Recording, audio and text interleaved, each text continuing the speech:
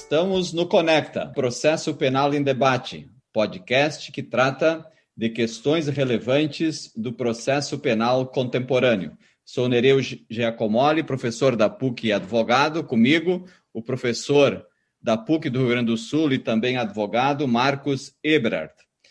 Hoje estamos no episódio 62 do Conecta, cujo tema é a preclusão em face das nulidades absolutas. Temos conosco o professor Márcio Berti, que é professor dos cursos de graduação e pós-graduação em Direito da Universidade Paranaense, Unipar, campus de Cascavel. Também mestre e doutorando em Filosofia pela Universidade Estadual do Oeste do Paraná, UniOeste. Conselheiro estadual da Anacrim, Paraná e advogado. Professor Márcio Berti, é com grande alegria e satisfação e honra que podemos contar com sua colaboração neste episódio de número 62 do Conecta para tratar de um tema tão importante e um tema, vamos dizer assim, espezinhado no processo penal, que é das nulidades absolutas, cuja a jurisprudência dos tribunais superiores desvirtua tudo o que a doutrina mais avançada em termos científicos construiu ao longo das últimas décadas. Então, muito obrigado por ter aceitado colaborar com os ouvintes do Conecta e tem já a palavra. Bom, eu queria agradecer imensamente o professor Marcos Eberhardt pelo convite, agradecer também o professor Nereu Giacomoli. É uma satisfação muito grande poder participar do Conecta para tratar de um tema que para mim é muito caro, acho que para todos nós é um tema que é muito caro, de suma importância, e é uma satisfação enorme poder estar aqui com os amigos para falar sobre as nulidades, se é que a gente pode falar que ainda temos nulidade no processo penal. Então, agradeço mais uma vez o convite, é uma satisfação muito grande. Bom, quando o professor Marcos me fez o convite para falar sobre algum tema relacionado ao processo penal, logo me veio à mente falar sobre a questão das nulidades, sobretudo das nulidades absolutas, justamente em razão da orientação jurisprudencial que se forma a nível dos tribunais superiores. E eu acho que tudo isso passa justamente por conta de uma teoria geral do processo que foi feita muito mais para o processo civil do que para o processo penal e que faz com que, não raro, alguns princípios sejam, vamos dizer assim, importados do processo civil para o processo penal, como se o objeto de cada uma destas disciplinas não fossem independentes e como se o direito processual penal não fosse efetivamente um tema independente. Recentemente, o professor Jacinto Coutinho escreveu uma coluna na Conjur, onde ele trata sobre o processo penal, a crise da legalidade, onde ele comenta justamente isso, onde ele fala sobre, lá no início, a dependência que o direito processual penal tinha em face do direito penal e do próprio direito processual civil. E ele trata muito também da questão da linguagem, sobre aquilo que os tribunais fazem ao interpretar a nossa lei. Bom, no processo penal, que, na verdade, o processo penal parece que ele não é levado a sério enquanto uma disciplina, uma ciência autônoma, e não é levado a sério na sua aplicabilidade. Ele tem uma independência em face do direito penal, mas se a gente for analisar o direito penal em termos dogmáticos, históricos, ele foi muito mais trabalhado pela doutrina. Se a gente for falar sobre teoria da pena, teoria do delito, a gente vê que os doutrinadores trouxeram para dentro do direito penal uma base filosófica muito grande, coisa que não aconteceu em face do direito processual penal. Então, parece que o direito processual penal é aquele primo feio que foi deixado de lado. E ele não é levado a sério. Não é levado a sério por uma parte da doutrina e não é levado a sério pelos tribunais superiores, que não conseguem entender que o direito processual penal é um instrumento onde as garantias fundamentais são materializadas. A par de ser um instrumento de materialização do próprio direito penal, é dentro do processo penal que eu vou garantir ao acusado todos os seus direitos fundamentais. Dentre eles, o direito de ter reconhecida uma nulidade quando ocorre essa nulidade. Ocorre aqui, nós trouxemos lá do processo civil para o processo penal o tal do princípio do prejuízo. Tanto que está lá no 563 do Código de Processo Penal que não será declarada nulidade sem que haja prejuízo. E isso é um grande problema, porque o acusado no processo penal, não raro, ele tem dois prejuízos. Ele tem o prejuízo de que ocorreu uma nulidade e ele tem o prejuízo de que ele tem que demonstrar que em face dessa nulidade ele sofreu um prejuízo. Como se, por exemplo, a prática de um determinado ato sem a observância da formalidade daquele ato não importasse por si só em uma nulidade, já que no processo penal, forma é garantia.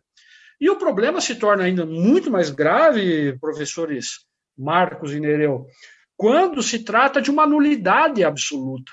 Todos nós sabemos, qualquer estudante de primeiro ano do curso de Direito sabe que uma nulidade absoluta ela não se convalida com o tempo. Uma nulidade absoluta, portanto, não estaria sujeita à preclusão temporal. Mas não é esse o entendimento que vem sendo adotado no âmbito do Superior Tribunal de Justiça, por exemplo, que começa a tratar da tal da nulidade de algibeira. Ou seja, ainda que em face de uma nulidade absoluta, o acusado tem que arguir esta nulidade no primeiro momento, sob pena de, não o fazendo, ocorrer a preclusão. O que, no meu ponto de vista, é algo teratológico. Nós temos um grande problema quando falamos em processo penal. Falávamos um pouco antes de gravar esse podcast como está sendo difícil advogar na área criminal, porque o processo penal ele é entendido, parece que ele é entendido pela jurisprudência como se fosse efetivamente um instrumento de mutilação daquele acusado, onde, como se ele não fosse um instrumento de garantia e de efetivação dos direitos fundamentais daquele acusado. A gente fala em processo de conhecimento no direito processual penal como se efetivamente nós tivéssemos uma etapa de processo de conhecimento, porque todos nós sabemos já que na fase preliminar, na fase de investigação, todo o conhecimento já é levado ao juiz e o processo penal ele serve como um mero verniz, como ele serve para dizer, olha, teve processo, logo a condenação ela é justa. E eu falo condenação porque o processo penal ele é entendido como um instrumento de condenação. Eu já ouvi muitos juízes dizendo, lamentavelmente eu tive que absolver, como se o ato de absolvição não fosse também um ato de justiça. Ou seja, isso fica muito claro que o processo penal ele é um instrumento utilizado justamente para promover a privação da liberdade das pessoas, o que é um grande equívoco, E isso demonstra muito a mentalidade inquisitorial que predomina no âmbito dos tribunais brasileiros. E todos nós aqui sabemos, pela matriz do nosso código e pela história do nosso código, que ele é efetivamente um código que tem uma base inquisitorial e que possibilita que os tribunais tomem esses tipos de decisão. Veja, nós temos uma Constituição que prevê um sistema acusatório e um código que tem uma base fascista, que é lá da época do Estado Novo Varguista, que tem uma base inquisitorial, e nós já estamos aí há 30 e poucos anos caminhando aí para 30 e poucos anos da nossa Constituição, e toda vez que nós temos um conflito entre a Constituição da República e o Código de Processo Penal, e eu levo esse conflito para o Judiciário, a tendência é que o Judiciário negue a Constituição e aplique o Código. Eles não fazem uma leitura constitucional do Código de Processo Penal, muito pelo contrário. E, em termos de nulidade, isso é muito perigoso. Eu peguei uma decisão do Tribunal de Justiça, do Superior Tribunal de Justiça, fazendo uma pesquisa sobre o tema, sobre a nulidade de algibeira, e foi um caso em que um advogado ele compareceu aos autos, foi contratado, e o processo já estava em grau recursal. Aí, quando esse advogado assume a defesa, ele argue uma nulidade absoluta, e essa nulidade absoluta ela é negada justamente por conta, né, do que eles chamam, né, de nulidade de algibeira, porque ela não foi arguida logo no primeiro momento.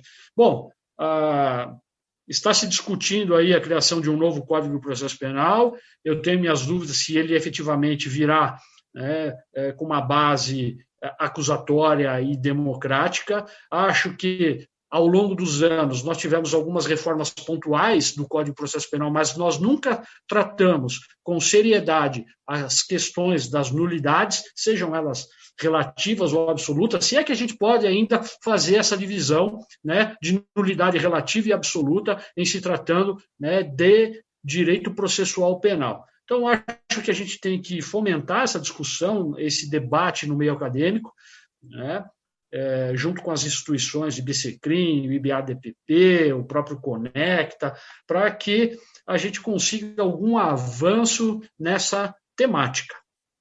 Com certeza, professor Márcio Berti, é uma satisfação enorme te ter aqui no Conecta Podcast, Processo Penal em Debate, trabalhando esse tema das nulidades, que certamente é o tema mais caro, principalmente para a advocacia nos dias de hoje.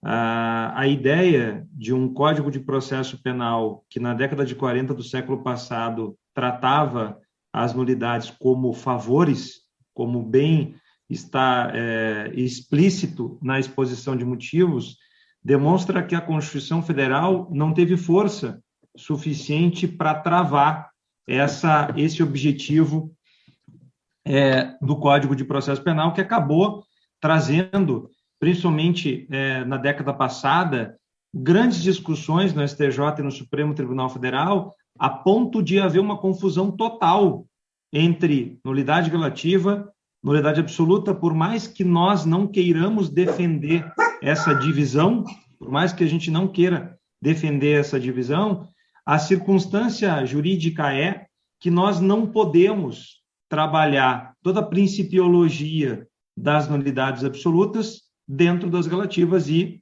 vice-versa. Então, hoje a gente tem uma insegurança em relação a cada circunstância, a cada atipicidade processual. Nós temos hoje uma preocupação muito grande. Posso trazer aqui um exemplo lá da década passada, quando o Código de Processo Penal modificou, e modificando o Código de Processo Penal, o legislador teve por bem mudar, por exemplo, o procedimento do júri. Assim como mudou o procedimento comum ordinário e trouxe lá a resposta à acusação, também mudou o júri, lá no júri trouxe aqueles impedimentos do 478, ou seja, você não pode, por exemplo, usar o silêncio do réu, ou você não pode usar a algemação para fins de argumentação em plenário. Muito bem, como é que isso começa? Isso começa lá em 2008, 2009, 2010, sendo entendido pelos juízes em primeiro grau e sendo entendido pelos tribunais federais e de justiça, ou seja, estaduais, como uma nulidade absoluta. Vem ao STJ e o STJ primeiramente a trata dessa forma. Com um acúmulo de causas demandando os tribunais superiores sobre o mesmo tema, a resposta modifica e ela passa por um caminho sendo considerada uma nulidade relativa, ou seja, exigindo que tenha sido inserido em ata, exigindo que se demonstre o prejuízo maior pode ter do que uma condenação. Quer dizer, passamos também lá no procedimento comum ordinário e agora, de uma certa forma, encontramos um caminho um pouquinho melhor em relação à necessidade de fundamentação no despacho que analisa a resposta à acusação. Quer dizer, são tantas as atipicidades processuais pelas quais nós podemos aqui citar exemplos, dando importância e dando, infelizmente, professor Márcio Berti, atualidade para esse tema que nós estamos trabalhando aqui no Conecta. Eu gostaria de dizer que esse tema é desatualizado, que esse tema não tem importância para a advocacia, mas não é o que acontece. Esse tema todo dia, ele se renova a importância dele, então, o que dá certamente um vigor bastante grande para esse nosso episódio. Nós acabamos de conversar com o professor Márcio Berti, que, além de um grande amigo, é professor dos cursos de pós-graduação e graduação da Unipar, Campus Cascavel, mestre e doutorando em filosofia pela UniOeste e advogado no Paraná. Satisfação dividir esse episódio 62, que estará no ar no dia 21/7, às 18 horas, pelo Conecta Podcast Processo Penal em Debate, com Nereu Giacomoli e Marcos Eberhardt.